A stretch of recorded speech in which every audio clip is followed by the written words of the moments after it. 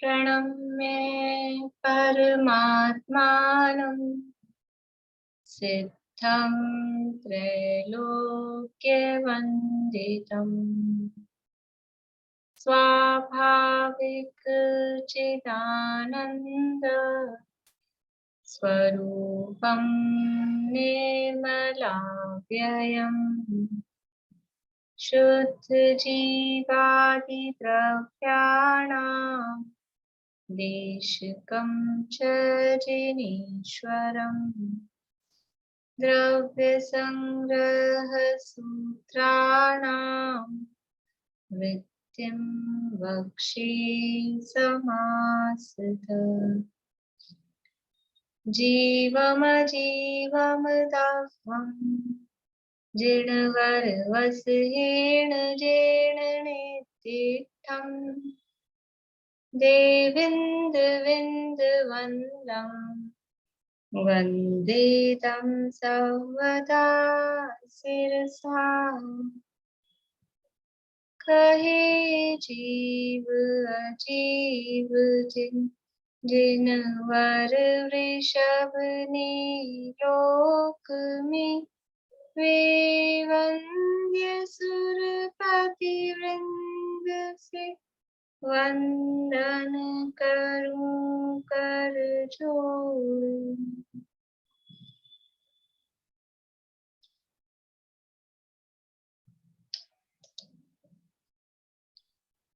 पंच परमेष्ठी की 5 गाथाएं सुना दूं?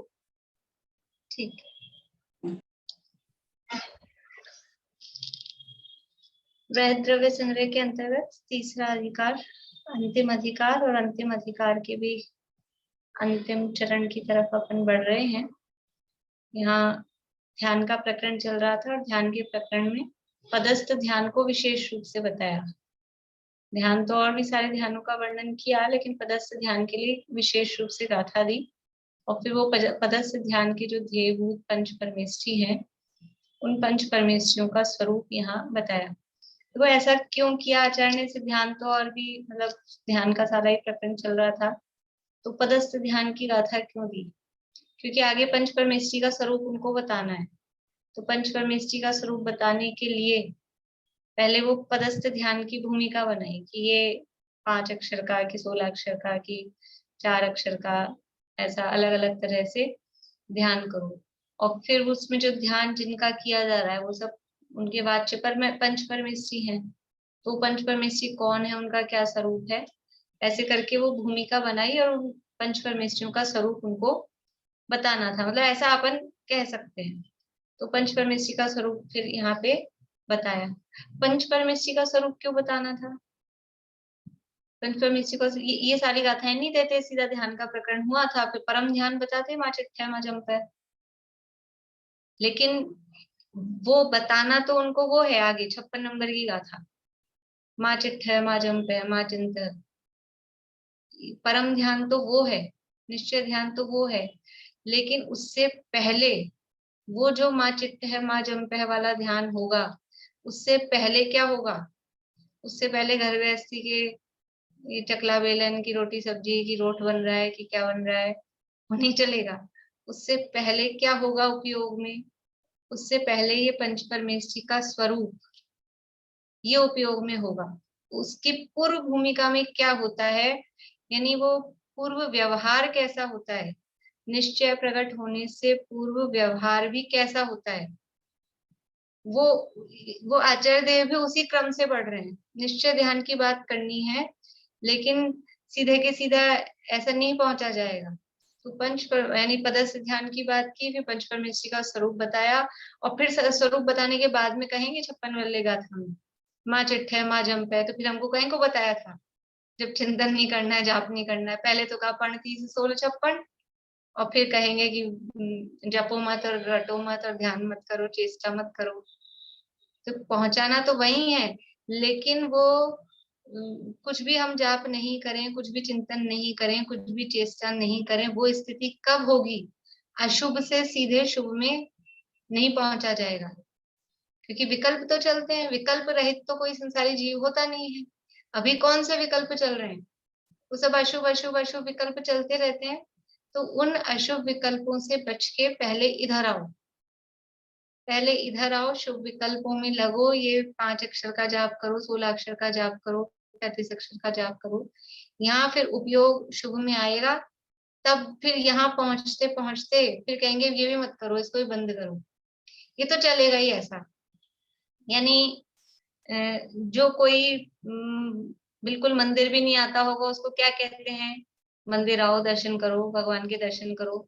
अब जो मंदिर आता है दर्शन करता है, उसको क्या कहेंगे, क्या खाली दर्शन करके चले जाते हो, थोड़ी पूजन एक आध पाठ कोई जाप पाप तो दिया करो। अब जो पूजन करता है जाप देता है, उसको क्या कहेंगे कि खाली पूजन में जाप में क्या है, स्वाध्याय किया करो। तो आप करें कि नहीं करें, आप कभी कहते हो कभी मना करते हो, चक्कर क्या है। चक्कर यह है कि हमेशा आगे बढ़ने के लिए जब आगे बढ़ा जाता है तो पिछली स्टेप अपने आप ही निषिद्ध हो जाती है, वो अपने आप ही उसका मना हो जाता है। आगे बढ़ने के लिए ऊंचा चढ़ने के लिए उपदेश दिया जाता है। तो यहाँ भी वो, पर वो ऊंचे तक कब पहुंचेगा, कोई मंदिर ही नहीं आया और सीधा कहो स्वाध्याय में आ जाओ, ऐसा नहीं होता है। मंदिर आएगा, उसको थोड़ी रुचि लगेगी, तब जाके वो स्वाध्याय करेगा, पढ़ेगा, सुनेगा, समझेगा। ऐसे ही अगर पंच परमेष्ठी के चिंतवन रूप ये पदस्थ ध्यान नहीं होगा और फिर सीधे माँ चिट्ठे माँ जम पे कि ये अच्छा बताया, फिर हमको बीच में कहीं को फंसाते हो, सीधा अभी अशुभ में हम हैं और कह दो कुछ चिंतन मत करो, कुछ चेष्टा मत करो, कुछ जाप मत करो, नहीं हो सकेगा। वो जो चिंतन का रुकना जो कहा गया है ना अनुभव के संबंध में, वस्तु विचारत ध्यावते मन पावे विश्राम, वो मन विश्राम कब प्राप्त करेगा, जब वस्तु के स्वरूप का विचार चलता होगा। और वस्तु के स्वरूप का विचार करते करते करते करते करते करते वो फिर मन विश्राम को प्राप्त होता है। जैसे कभी किसी को समझ लीजिए एनेस्थीसिया दिया गया हो, या सुना हो कभी अपन ने, बेहोश करते हैं जब, तो वो इंजेक्शन लगाते हैं बेहोशी का और फिर उसको बोलते हैं गिनती गिनो, जिसको दिया है पेशेंट को बोलते हैं गिनती गिनो। तो क्या होता है, वो गिनती गिनता है 1 2 3, और फिर क्या होता है, वो जैसे वो असर करने लगता है तो उसकी वो धीरे धीरे गिनती शांत हो जाती है। तो गिनती गिनवाना प्रयोजन था क्या, वो गिनती गिनते गिनते वो क्या होता है, फिर वो विश्राम, मतलब वो असर कर जाता है दवाई उसकी, तो वो निश्चल हो जाता है। ऐसे ही यहाँ पर ये वस्तु के स्वरूप का विचार करने को कह रहे हैं, वस्तु के स्वरूप का विचार करो, पंच परमेष्ठी का विचार करो। उससे क्या होगा कि वो पंच परमेष्ठी का और वस्तु स्वरूप का विचार करते करते ही वो उपयोग आत्मा में स्थिर होगा, किसी एक विषय में एकाग्र होगा, तब जाके वो जो ध्यान है, निश्चय ध्यान है, उस ध्यान की सिद्धि हो पाएगी। ऐसे नहीं हो सकती है कि जब नहीं चिंतन करना है तो आप सीधा ही कर लो, उसके पहले की ये भूमिका है। तो ये इस तरह से ही आचार्य देव गाथाएं लिख रहे हैं। यहाँ पंचपरमेष्ठी के स्वरूप की गाथा अपनी पूर्ण हुई थी, 54वीं गाथा भी हो गई थी। अब ये जो 54वीं गाथा के बाद में थोड़ा सा समझ लीजिए समापन का प्रकरण दिया है, क्योंकि दूसरा स्थल था 5 गाथाओं का, पंचपरमेष्ठी के स्वरूप की गाथाओं का, पेज नंबर 251 पे। क्या गाथा पाठ भी कर लें एक बार, 55वीं गाथा भी पढ़ लेते हैं, गाथा और पद्यानुवाद पढ़ के फिर ये पढ़ते हैं। दंसण नाण समगम मग्गम मुखस जो उचारे तम साधयति नित्य शुद्धम साहु समुनि नमो तस्स।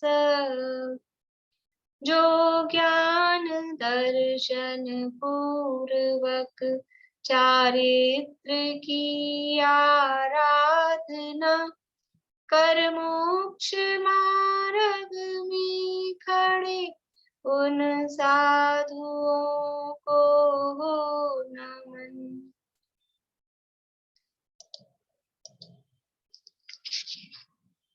दर्शन और ज्ञान से पूर्ण मोक्ष मार्ग स्वरूप सदा शुद्ध ऐसे चारित्र को जो साधता है वह मुनि साधु परमेष्ठी है, उनको मेरा नमस्कार हो।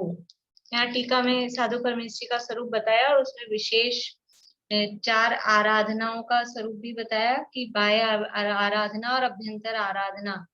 इन आराधनाओं के बल से जो शुद्ध वीतराग चारित्र स्वरूप शुद्धात्मा को जो साधते हैं उनका नाम साधु है। देखो, जो साधे वो साधु, और यति किसे कहते हैं? यति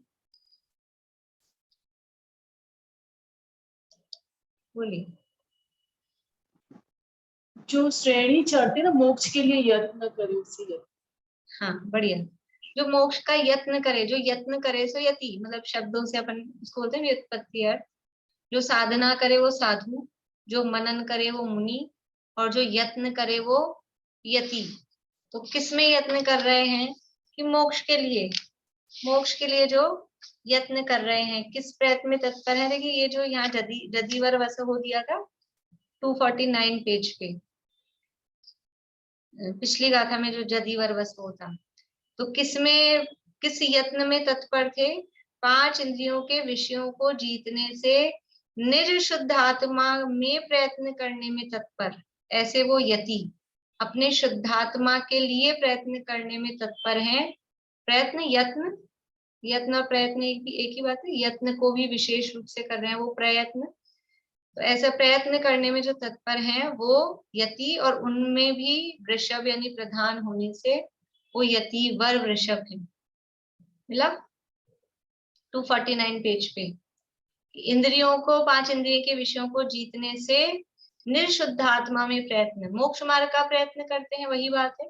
इंद्रियों के विषयों को जीतने में जो यत्नशील है, प्रयत्नशील है, निरंतर उन विषयों पर विजय प्राप्त करते हैं, ऐसे वो यति कहलाते हैं। और उन यतियों में जो श्रेष्ठ हैं वो यतिवर वृषभ हैं। तो ये यति, मुनि, साधु, इनकी समझ लीजिए व्युत्पत्ति का परक अर्थ यहाँ बताया जाता है। देखिए 251 पेज पे पढ़ना है अपने को। इस भांति उपरोक्त प्रकार से 5 गाथाओं द्वारा, ये तो समझ में आ गया था कल आप लोगों को, भाव नमस्कार और द्रव्य नमस्कार क्लियर है? इस भांति उपरोक्त प्रकार से 5 गाथाओं द्वारा मध्यम प्रतिपादन से पंच परमेष्ठी का स्वरूप जानना। मध्यम प्रतिपादन मतलब हमने बहुत ज्यादा डिटेल भी नहीं की कि पूरा एक अधिकारी उनके स्वरूप के लिए लिख दिया हो, ऐसा भी नहीं किया। और हमने ऐसा भी नहीं किया कि एक ही गाथा में 5 को निपटा दिया है शॉर्ट में। मध्यम, एक साल परमेष्ठी के स्वरूप के लिए एक गाथा दी है, तो इसको बोलते हैं ये मध्यम प्रतिपादन किया है, मध्यम टाइप से निरूपण किया है। ऐसे मध्यम प्रतिपादन से पंच परमेष्ठी का स्वरूप जानना। अब यहाँ फिर से गाथा दे रहे हैं, जो कल गाथा दी थी मोक्ष पाहुड़ की, 105 नंबर की गाथा थी वो, उसके पहले की ये गाथा है 104 नंबर गाथा मोक्ष पाहुड़ में है, और कुंद आचार्य के द्वादशानुप्रेक्षा में भी ये 12वें नंबर की गाथा है। वही गाथा है जो अपन पद्यानुवाद इसका बोलते रहते हैं, अरहंत सिद्धाचार्य पाठक साधु है परमेष्ठीपण, सब आत्मा की अवस्थाएं आत्मा ही है शरण। उसी वही ये गाथा है। देखिए पढ़ते हैं यहीं से। अरुहा सिद्धाइरिया उपछाया साहु पंच परमेष्ठी, देवी चिट्ठही आदि तम्हा आदाहु में शरणम। अरुहा, अरुहा यानी अरहंत। अरहंत के शब्द के जब अपन ने अर्थ देखे थे, तो अरहंत, अरिहंत, अरुहंत, तो ये अरुहा, अरुहा वो अरुहंत। क्या अर्थ होता है अरुहंत?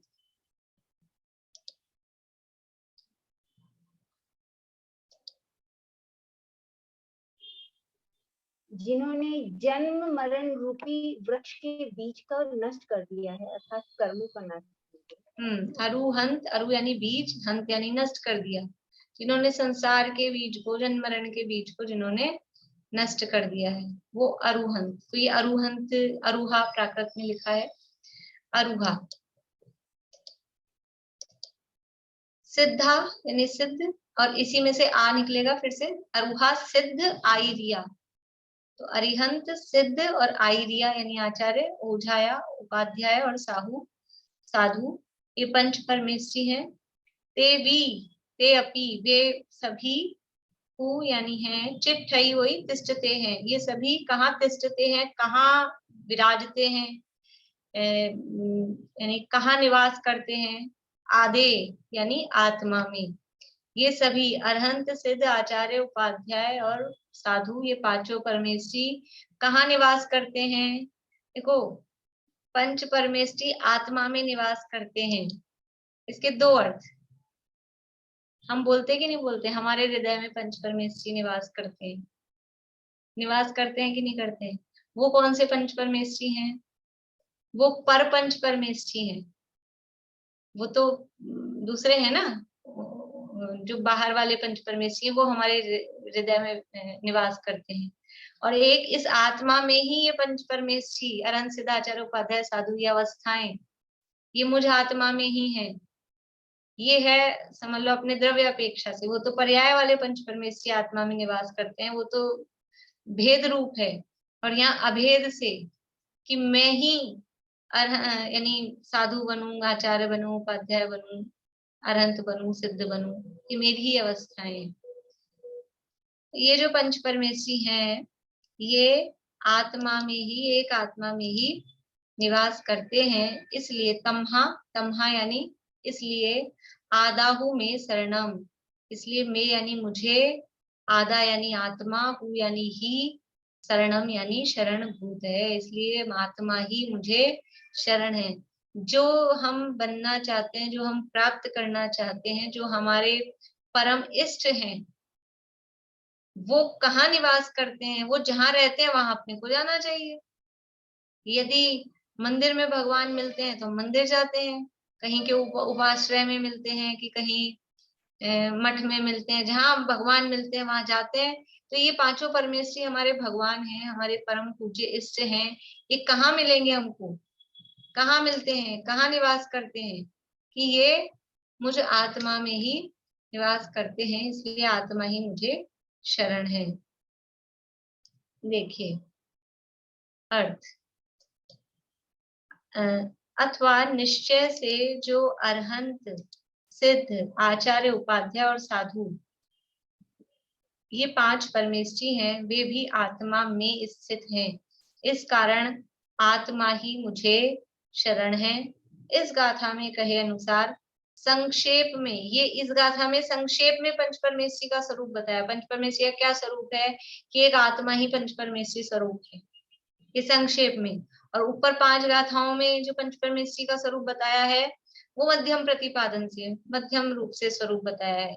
और अन्य ग्रंथों में अभी विस्तार के लिए आगे बता रहे कि इस गाथा में कहे अनुसार संक्षेप में पंच परमेष्ठी का स्वरूप जानना और विस्तार से पंच परमेष्ठी के स्वरूप का कथन करने वाले ग्रंथों में से जानना। विस्तार से जानना हो तो जो पंच परमेष्ठी के स्वरूप का कथन करते हैं उन ग्रंथों में, कौन से ग्रंथ होंगे?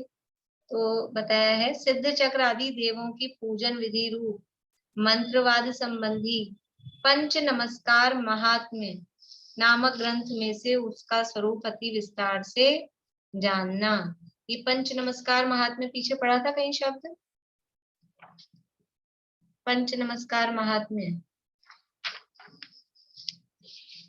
ध्यान आ रहा है किसी को?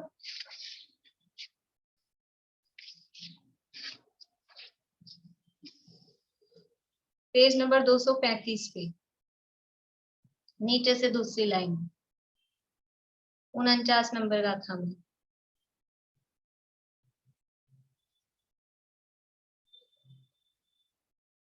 और मैंने बताया था किसका लिखा हुआ है, बोलिए सुमन जी। आचार्य सिंह नंदी की। हाँ, सिंह नंदी आचार्य का लिखा हुआ, ये बताया था मैंने आपको। पंच नमस्कार महात्म्य नाम का ये ग्रंथ है, 12,000 श्लोक प्रमाण, इतना विस्तार। तो ये वहां उसमें क्या है, नाम ही है पंच नमस्कार महात्म्य, तो पंच परमेष्ठी का स्वरूप उसमें विस्तार से बताया। तो विस्तार से जानना है तो वो पढ़ो, संक्षेप में जानना है तो एक गाथा बहुत है, और मध्यम तरीके से जानना है तो हमने 5 गाथाएं बताई है। ऐसे अलग अलग तरह से, अलग अलग रुचि, अलग अलग तरह के जीवों के लिए सब तरह के प्रकरण ऐसे ही हैं। संक्षेप में जानना हो तो संक्षेप भी है, जैसे ये द्रव्य संग्रह है, कि द्रव्य संग्रह है वास्तव में संक्षेप में जो 6 द्रव्यों का मोक्ष मार्ग का स्वरूप जानना चाहता है ना, केवल 58 गाथाएं हैं। ये तो टीका बड़ी है। मूल गाथाएं लिखो तो आपने जिन्होंने कॉपी में लिखी है याद करने के लिए कितने से में आई होंगी, 5-7 पेज में आ गई होंगी 58 गाथाएं। और क्या है, ये संक्षेप के लिए है। विस्तार के लिए है तो 85 का संग्रह है, वो विस्तृत है, 85 का संग्रह ग्रंथ है। और प्रवचन सार जी में भी चैप्टर है पूरा ही ऐसा 6 द्रव्यों का। और ये सब अलग से अलग अलग तरह की रुचि वाले जीवों के लिए अलग अलग ही ग्रंथ लिखे जाते हैं। अभी जो कल अपन ने गाथा पढ़ी थी, सम्मतम सन्नाणम सच्चारितम हि सत्तवो चेव चौरो चिट्ठई आदे तम्हा आदाहु में शरणम। और आज हमने ये गाथा पढ़ी आरूहा सिद्धा एरिया ऊझाया साहु पंच परमेष्ठी ते विहु चिट्ठई आदे तम्हा आदाहु में शरणम। कल भी अपन ने इसकी चर्चा की थी। दोनों में क्या अंतर है, दोनों गाथाओं में क्या अंतर है?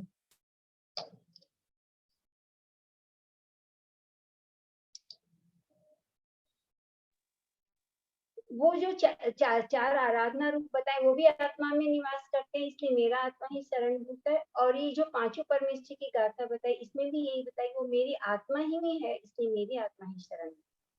हाँ, तो ये तो समानता हो गई। अंतर क्या, अंतर पूछ रही हूँ। वो आराधना रूप था और ये आत्मा की अवस्थाएं। ठीक है, और कोई?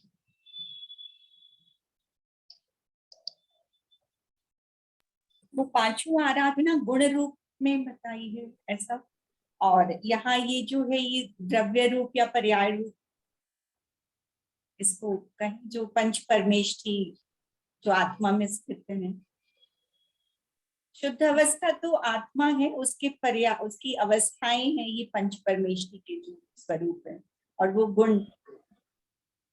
हाँ, मतलब वो एक्चुअल में तो वो भी पर्याय ही है, लेकिन वो कल अपन ने शब्द लिए थे, मुझे तो लगा मुझे पूछना ही नहीं चाहिए था। कल तो अपन ने चर्चा की थी। बोलिए प्रमिला जी। भेद रूप और बहिरंग और अंतरंग शब्द लिया था व्यवहार और निश्चय से।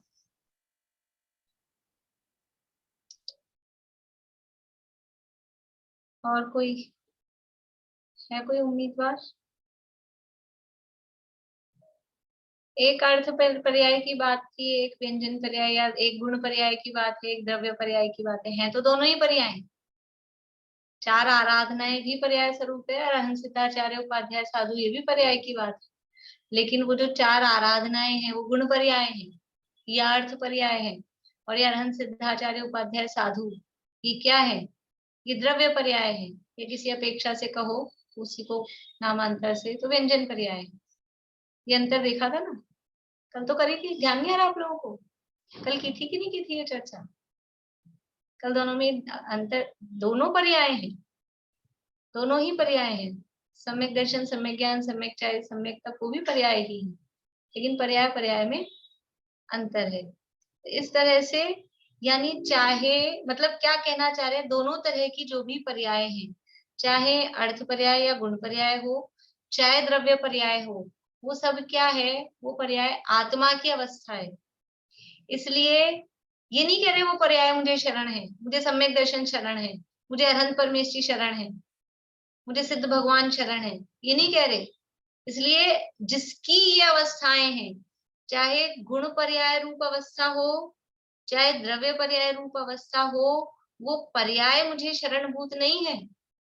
जिसकी ये पर्याय है ऐसा वो आत्मा, तम्हा आदाहु में शरणम। ये आधी लाइन याद कर लीजिए, तम्हा आदाहु में शरणम। आत्मा ही, जैसे चत्ताई शरणम पाठ बोलते हैं, चत्ताई शरणम पवज्जामि, अरहंते शरणम पवज्जामि, सिद्धे शरणम पवज्जामि, साहु शरणम पवज्जामि, केवली प्रणतम धम्मम शरणम पवज्जामि, और फिर तम्हा आदाहु में शरणम। उनकी शरण में तो जाता हूँ, लेकिन ये सब क्या है, ये आत्मा की अवस्था है। इसलिए वास्तविक शरणभूत कौन है, ये आत्मा ही मुझे शरणभूत है। आदा, आदा यानी आत्मा, में यानी मुझे, शरणम यानी शरणभूत है, और ही यानी वास्तव में, वास्तव में मुझे आत्मा ही शरणभूत है। ये मंत्र बन सकता है, मतलब अपनी दवाई हो सकती है। जैसे होता है ना, तुरंत कोई अटैक आ गया तो एक गोली मुंह में रख लो, तो तुरंत कोई भी परिस्थिति हो, कुछ भी हो, क्या करें क्या नहीं करें, कैसी परिस्थिति हो गई, तम्हा आदाहु में शरणम, आत्मा ही शरण भूत है। और व्यवहार से अरहंत सिद्धाचार्य पाठक ये शरण भूत है। तो यहाँ पर मतलब ये समझ लीजिए मूल निश्चय परक अपनी आत्मा के का ज्ञान कराने वाली गाथाएं हैं, द्रव्य स्वभाव को बताने वाली गाथाएं, पर्याय का आश्रय नहीं करा रहे, वो तो सब आत्मा की अवस्थाएं हैं।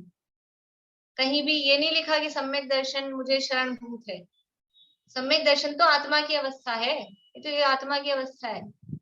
सम्यक ज्ञान ये तो आत्मा की अवस्था है। सम्यक चरित की तो आत्मा की अवस्था है। किसकी शरण में जाना है? सम्यक चरित की। अरे वो तो आत्मा की अवस्था है। मुझे तो किसकी शरण में जाना है? मैं तो किसकी शरण में जा रहा हूँ? मैं तो उस आत्मा की शरण में। जैसे कि कोई व्यक्ति हो, मुख्यमंत्री का पीए होता है ना, पर्सनल असिस्टेंट। तो अपन कहें कि हम हमारी तो मुख्यमंत्री के पीए से जान पहचान है, मुख्यमंत्री के सेक्रेटरी से हमारी तो जान पहचान है। तो कोई सामने वाला क्या कहे कि तुम्हारी पीए से और सेक्रेटरी से, मेरे तो मुख्यमंत्री से ही जान पहचान है सीधी। तो तुम ये आत्मा की अवस्थाएं, ये तो आत्मा की अवस्थाएं हैं, ये शरणभूत नहीं है। जैसे वो पीए और सेक्रेटरी वो शरणभूत नहीं है। कौन है असली जिससे अपना काम हो जाएगा? वो तो राजा ही होना चाहिए ना असली। तो वो राजा के साथ जिसकी मित्रता है, तो फिर ये सेक्रेटरी वेक्रेटरी क्या काम के हैं? ऐसे ही मैं स्वयं क्या हूँ कि मैं तो आत्मा ही हूँ, और जब मैं खुद ही वो हूँ तो जिसकी अवस्थाएं हैं उन अवस्थाओं की शरण में क्या जाना। इसलिए वो आत्मा ही मुझे शरण है। यानी पर्याय का लक्ष्य छुड़ाया है। गुरुदेव की भाषा में कहे ना, गुरुदेव यदि इसको बोले कि यहाँ पर्याय का लक्ष्य छुड़ाया है, द्रव्य की दृष्टि कराई है। आत्मा हूँ में शरणम, आदा हूँ में शरणम कहा, द्रव्य भी दृष्टि कराई है। ये सब तो पर्याय हैं। सम्यक दर्शन, सम्यक ज्ञान, सम्यक चरित, सम्यक तप, अरहंत सिद्धाचार्य उपाध्याय साधु, ये सब पर्याय हैं, अवस्थाएं हैं। पर्याय दृष्टि वो क्या है? पज्जय मूढ़ा ही पर समया। जो पर्याय दृष्टि है वो तो मिथ्या दृष्टि है। जो पर्याय का लक्ष्य करता है वो तो मिथ्या दृष्टि रहता है। इसलिए लक्ष्य किसका करना है? पर्याय है, पर्याय को जान लिया, लेकिन दृष्टि कहाँ रखनी है? दृष्टि द्रव्य पर होनी चाहिए। द्रव्य दृष्टि तेज सम्यक दृष्टि। जो द्रव्य दृष्टि है, द्रव्य पर जिसकी दृष्टि है, वो सम्यक दृष्टि होता है। इसलिए यहाँ पर ये ध्यान के प्रकरण में यहाँ पर ये समझ लीजिए सम्यक तो सीधा हो जाए, इस तरह की ये प्रकरण यहाँ पर दिया है। तो जो अरहंत सिद्धाचार्य उपाध्याय साधु ये 5 परमेश्वरी हैं, वे भी आत्मा में स्थित हैं। तो वो पीछे तो कहा था कि जो मोक्ष मार्ग है, दुवी हम्पी मोक्ष नहीं, दुवी हम्पी नहीं, 40 नंबर की गाथा थी ना अपनी,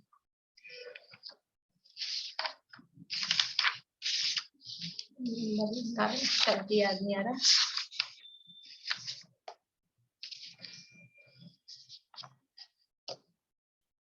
बोली निशान की, रैणतयम न वट्टै, हाँ, रैणतयम न वट्टै, कि वो आत्मा को छोड़कर अन्य द्रव्य में नहीं रहते हैं।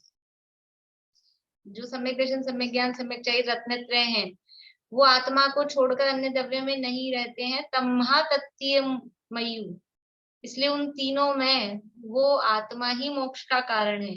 और ऐसे ही मतलब उसी गाथा का भाव है इनमें कि सम्यक दर्शन, सम्यक ज्ञान, सम्यक चरित, सम्यक तप, या अरहंत सिद्धाचार्य उपाध्याय साधु।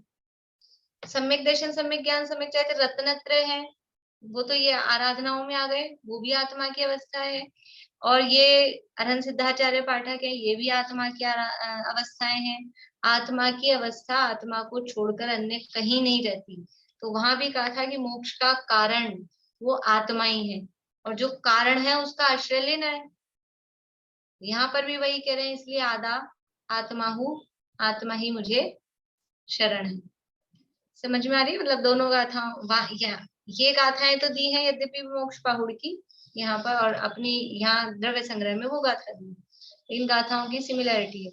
और यही गाथाएं कुनकुंदाचार्य ने द्वादशानुप्रेक्षा में भी दी, सेम ही गाथाएं। कुनकुंदाचार्य के ग्रंथ है मोक्ष पहुड़ भी, द्वादशानुप्रेक्षा भी, सेम भाव वाली गाथाएं हैं। इस गाथा में कहे अनुसार संक्षेप में पंचपरमेष्ठी का स्वरूप जानना और विस्तार से पंचपरमेष्ठी के स्वरूप का कथन करने वाले ग्रंथों में से जानना। सिद्ध चक्र आदि देवों की पूजन विधि रूप मंत्रवाद संबंधी पंच नमस्कार महात्म्य नामक ग्रंथ में से उसका स्वरूप अति विस्तार से जानना।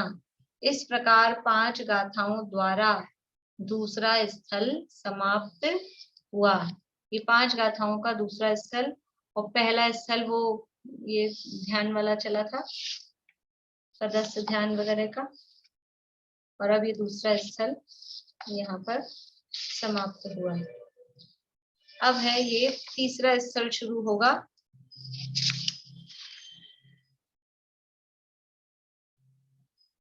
बोलिए मुझे।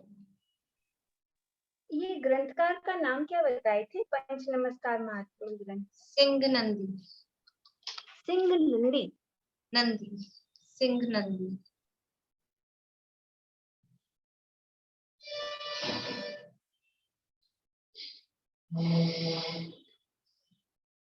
अब उसी ध्यान का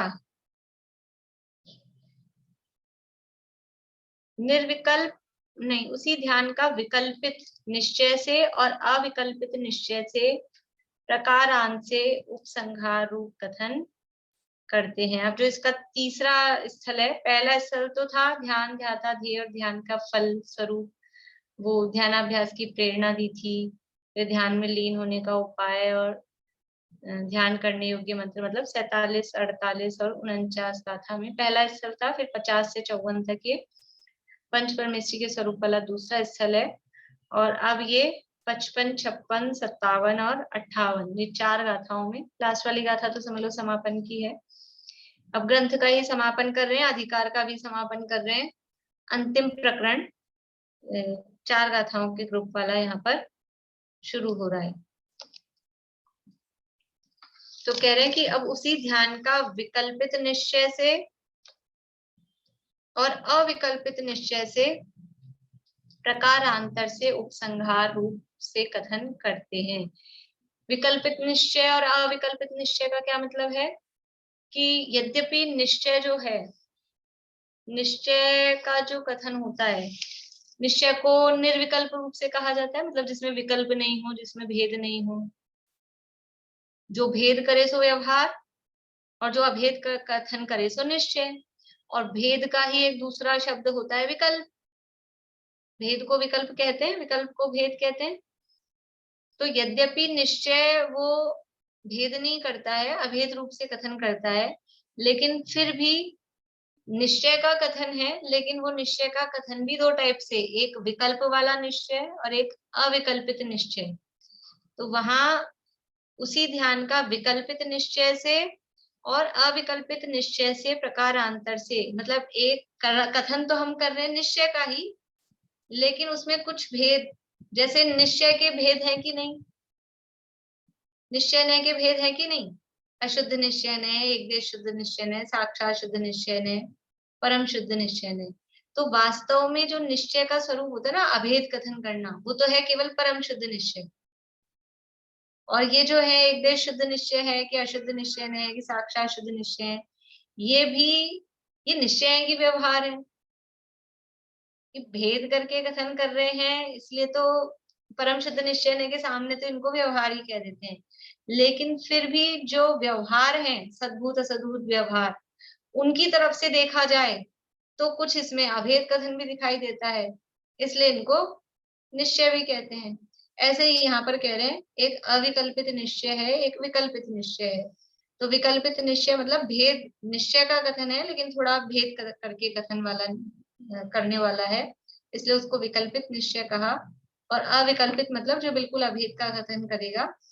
ऐसे 2 प्रकार से उपसंहार करते हैं। उपसंहार का मतलब है कि जो कुछ अब कहा है उसको सबको समेट रहे हैं, जो कुछ कहा है उसी को अब अंत में वापस से समेट के कह रहे हैं। उसमें वहां गाथा के प्रथम पाद में ध्येय का लक्षण, दूसरे पाद में ध्याता का लक्षण, तीसरे पाद में ध्यान का लक्षण और चौथे पाद में नयों का विभाग मैं कहूंगा, ऐसा अभिप्राय मन में रखकर श्री नेमीचंद आचार्य देव इस सूत्र का प्रतिपादन करते हैं। एक गाथा होती है, एक गाथा में 4 चरण, हम चरण बोलते हैं। चरण का ही दूसरा शब्द क्या बोलेंगे? चरण यानी पैर यानी पाद, एक ही बात हो गई। यहाँ पाद शब्द दिया है ना, हम चरण बोलते हैं, पहला चरण दूसरा चरण। जैसे अपन नापते हैं फुट, 2 फुट 4 फुट, वो फुट क्या है? कभी इतना ध्यान नहीं दिया होगा अपन तो फुट की आदत पड़ गई, लेकिन फुट मतलब फुट, ये जो अपना फुट है पैर, वो अपन जैसे अलौकिक गणित में ये हाथ से नापते हैं, 2 हाथ 4 हाथ, कितने हाथ है, तो वो इसी तरह से पाद होता है, उसमें हम उसको फुट बोलते हैं। पाद से 2 बिलस्त का एक पाद होता है, ये बिलस्त कहलाती है। इसको ऐसा नापते ना, ऐसे करके नापते हैं, ये बिलस्त होता है, तो 2 बिलस्त का एक पाद होता है, मतलब पाद समझे, स्टेप। हाँ, तो वही शब्द है, लेकिन अपन वो ख्याल में नहीं रहता है कि इसका वही अर्थ है। तो यहाँ पाद का मतलब वो चरण जो अपन कहते हैं, यानी एक गाथा के 4 टुकड़े अपन कर लेते हैं। जैसे हमने बोला जीवम जीवम दव्वम, ये पहला पाद हुआ। जिनवर वसहेण जेण निर्दिष्टम, ये दूसरा पाद हुआ। देविंद विंद वंदम, ये तीसरा पाद हुआ। और वंदेतम सर्वदा सिरसा, ये चौथा पाद हुआ। ऐसे ही इस गाथा के 4 पाद करने, 4 चरण करने। तो ये जो गाथा आने वाली है, जम किंचि विचिंतन्तो, ये प्रथम पाद हुआ। फिर निरीह वित्ती हवे जदा साहु, ये दूसरा पाद हुआ। लद्धूण येयत्तम, ये तीसरा पाद हुआ। और तदाहुतम तस्य निश्चयम झाणम, ये चौथा पाद हुआ। वो यहाँ बता रहे हैं उत्थानिका में कि प्रथम पाद में ध्येय का लक्षण बताया है, दूसरे पाद में ध्याता का लक्षण, तीसरे पाद में ध्यान का लक्षण, और चौथे पाद में नयों का विभाग में कहूंगा, ऐसा अभिप्राय मन में रखकर आचार्य देव उसका प्रतिपादन कर रहे हैं। पाद का अर्थ समझ में आया? कुछ और दिमाग नहीं लगाना कि पाद का मतलब क्या है, ठीक है ना। यहाँ ये उसके स्टेप्स को यहाँ पर कहा है। अब जो अपन एक दिन कंफ्यूज हो रहे थे कि इस गाथा का हेडिंग क्या रखना है, मैंने बोला था ध्यान ध्येय ध्याता का लक्षण, तो ये उत्थानिका में दिया है, टीका में भी यही दिया है। गाथा इसी अभिप्राय से लिखी गई है। हम अपने मन से बना रहे थे कुछ, हमको अभी यहाँ इसलिए मैंने कहा था फिर अपन छोड़ते हैं उसको, पढ़ेंगे तब समझ में आएगा। अभी हम टीका पढ़ेंगे, गाथा पढ़ेंगे 1-2 दिन में, तो हमको समझ में आएगा कि हमने इसका ये हेडिंग क्यों दिया है, ध्यान ध्येय ध्याता का लक्षण। उत्थानिका में हेडिंग कहाँ से बनाए हुए हैं? ज्यादातर हेडिंग उत्थानिका में जो दिए हैं आचार्य देव ने, वही तो हेडिंग है। तो यहाँ उत्थानिका में हेडिंग दिया ना, ध्यान का लक्षण, ध्येय का लक्षण, ध्याता का लक्षण, उसी से ये हमने हेडिंग बनाया है, ठीक है। उसी से सिमिलैरिटी भी रहेगी, हम उत्थानिका के आधार पर बनाएंगे तो। उसका जो मेन हेडिंग है वो तो था ना ध्यान का उपसंहार, फिर ये जो ध्यान जाता ध्येय मेन ध्यान हेडिंग तो वो धाता का 4 लक्ष्य। गाथाओं का हुआ ना, 4 गाथाओं का जो ग्रुप हाँ है ना वो है। सिंगल गाथा का तो यही कहेंगे, वो तो 4 हाँ। गाथाओं के ग्रुप का हेडिंग है। अच्छा मैम, एक एक तम्मा आदा हूँ, आप जो सूत्र बोले थे ना वो क्या था एक बार? ये आप लिखा बोले है सूत्र। किताब में, ये किताब में लिखा है, तम्मा आदा हूँ मैं शरणम। 251 पेज पे जो गाथा दी है ना, उसके लास्ट पाद है उसका। 251 पेज पे जो बोल्ड में गाथा दी है, नीचे वाले पैरा में, ये देखिए ये लिखा है यहाँ, तम्हा आदा हूँ मैं शरणम। स्क्रीन पे देखिए, ये 251 पेज पे लास्ट पैरा में यहाँ दी है बोल्ड में। तम्मा आदा हूँ मैं शरणम। हाँ, चलिए ये गाथा का पाठ अपन कर लेते हैं, जितना सामान्य अर्थ होता है। 55 नंबर की गाथा है।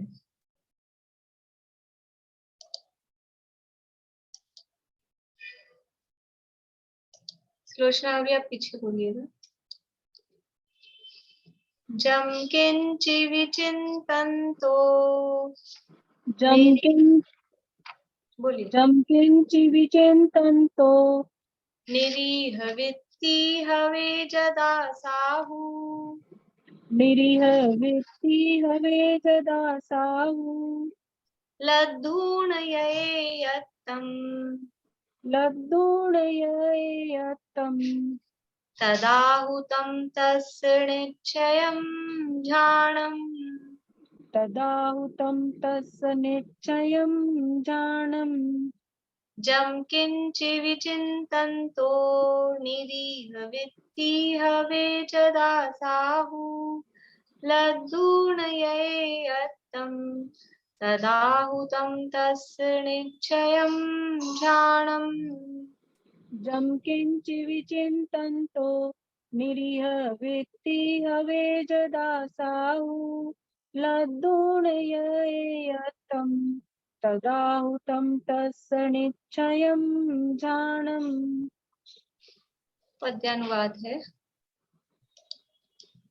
निज ध्येय में एकत्व निष्प्रह वृत्ति धारक साधु जन चिंतन करें जिस किसी का भी सभी निश्चय ध्यान है।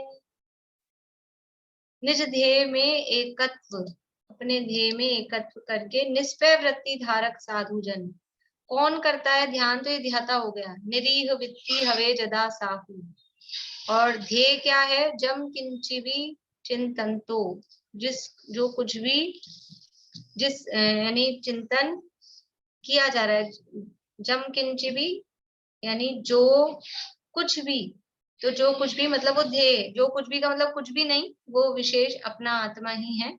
लेकिन यहाँ इस तरह के शब्दों में दिया है, जो कुछ भी का मतलब ऐसा नहीं कि गधे का ध्यान करना, जैसे गधे के दर्शन के लिए कहा था, ऐसा नहीं है। लेकिन वो आत्मा के लिए ही है कि जो कुछ भी, क्योंकि कौन कर रहा है? ध्याता कौन है? निरीह वित्ति हवे जदा साहू, जो निरीह वृत्ति वाला साधु होता है वो। और लद्धूण या एकत्तम, जो एकत्व को लद्धूण यानी प्राप्त करता है। तो एकत्व को प्राप्त करना, जैसे जो अपने तत्वार्थ सूत्र में है, ध्यान की परिभाषा क्या है? तत्वार्थ सूत्र में ध्यान की परिभाषा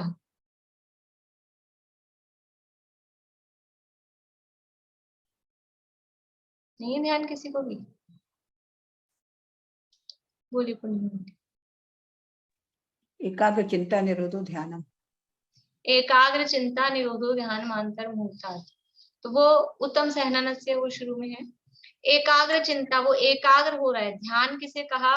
कि चित्त की एकाग्रता। तो यहाँ पे भी है लद्धूण या एयत्तम, एयत्तम यानी एकत्व, एकाग्रता जो प्राप्त कर रहा है, तो वो एकाग्रता हो गया ध्यान। देखो जैसे होता है, एक होता है ज्ञान, ठीक है, और ज्ञान के विषय को यानी ज्ञान जिसको जानता है उसको क्या कहते हैं?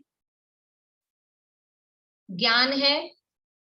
ज्ञान जिसको, या ज्ञान नहीं, जानने वाला, जानने वाले को क्या कहेंगे? ज्ञायक या ज्ञाता, ठीक है। जो जानता है उसको क्या बोलेंगे? ज्ञाता, ठीक है। और ज्ञाता जिसे जान रहा है यानी उसका जो विषय है उसको क्या बोलेंगे? ज्ञाता के विषय को क्या बोलेंगे? ज्ञान गे ज्ञायक, तीन ऐसे बनेंगे ये गे। आप पूरा क्यों एक साथ बता रहे हैं? मुझे तो बताने दीजिए। ज्ञाता जिसको विषय बना रहा है उसको बोलेंगे गे। जानने वाला ज्ञायक या ज्ञाता, वो जिसको जान रहा है वो पदार्थ है गे, यानी पदार्थ तो है गे, और जो जान रहा है वो है ज्ञाता। और जिससे, जिसके माध्यम से जान रहा है, या वो जो जानने की क्रिया हो गई है उसको बोलते हैं ज्ञान, या ज्ञप्ति क्रिया भी कहते हैं। वहां न्याय में वो उसको फिर ज्ञप्ति बोलते हैं, जो क्रिया हो रही है ना, जो प्रोसेस, लेकिन अपन उसको ज्ञान बोलते हैं, ज्ञान हुआ। तो ज्ञान गे ज्ञाता, ये तीन चीजें हुई। जानने वाला ज्ञाता, जानने में आने वाला गे, और जो जान, ये दोनों के बीच की जो प्रोसेस हुई उसको बोलेंगे ज्ञान। ऐसे ही ध्यान करने वाला वो कौन हुआ? ध्याता। जिसका ध्यान कर रहा है वो क्या हुआ? ध्येय। और ये जो प्रोसेस हो गई है उसको बोलेंगे ध्यान, ठीक है। तो वो प्रोसेस में क्या है? वो प्रोसेस में है एकाग्रता। ये जो एकाग्र लद्धूण या एयत्तम, वो जो एकाग्रता को प्राप्त करता है वो है ध्यान। और तदाहु तम तस्य निश्चयम ध्यानम, उसको तद आहु, तत् यानी उसको, आहु यानी कहते हैं, तत् यानी वह, तस्य यानी उसका, निश्चयम ध्यानम उसका वह वो ध्यान, निश्चय ध्यान कहलाता है। यानी ध्येय में एकत्व प्राप्त करके जिस किसी भी पदार्थ का ध्यान करता हुआ साधु जब निष्प्रह वृत्ति वाला होता है तब उसका वह ध्यान निश्चय ध्यान कहलाता है। जम यानी जो, किंचित किंची अपि, किंची भी है तो इसमें किंचित अपि दो शब्द हैं। तो जो कुछ अपि यानी भी, चिंतन तो यानी चिंतन करता है, ध्यान करता है। कौन करता है? निरीह वृत्ति वाला होकर, जदा यानी जब, साहू यानी साधु, जब साधु निरीह वृत्ति वाला होकर जो कुछ भी ध्यान करता है और लद्धूणयेत्तम, और उसमें एयत्तम यानी एकत्व यानी एकाग्रता, लद्धूण यानी प्राप्त करता है, तब उसे वह उसका निश्चय ध्यान कहा जाता है, या तब उसे निश्चय ध्यान कहते हैं। इस तरह से ये निश्चय ध्यान का, अब ये निश्चय ध्यान का कौन सा स्वरूप बताया है? विकल्पित ध्यान अलग, ध्येय अलग, ध्याता अलग, ऐसा भेद किया है ना। तो ये विकल्पित निश्चय से ध्यान का लक्षण यहाँ कहा है। और अगली गाथा में वो कहेंगे वो अविकल्पित निश्चय से, माँ चिट्ठ है, माँ जंप है, माँ चिंत है, वहां कुछ भेद मत करो, बस अप्पा पम्मी रहो, ऐसा वहां फिर अगली गाथा में कहेंगे। चलिए समय हो गया है। निष्क्रिय का प्रॉपर मीनिंग क्या हो जाएगा? वो अपन करेंगे अभी टीका में चर्चा, टीका में करेंगे चर्चा।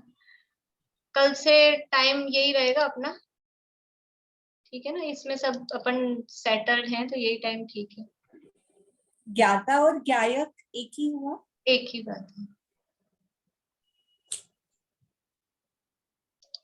और कल से फिर शाम को यही विचार किया है कि सामूहिक कर लेंगे जितने दिन चलेगी। तो शाम की क्लास की जगह सामयिक रख लेंगे, टाइम में डाल दूंगी 7 या 7:15 जो भी रहेगा। तो जिनको ज्वाइन करना हो वो कर लेंगे। ठीक है।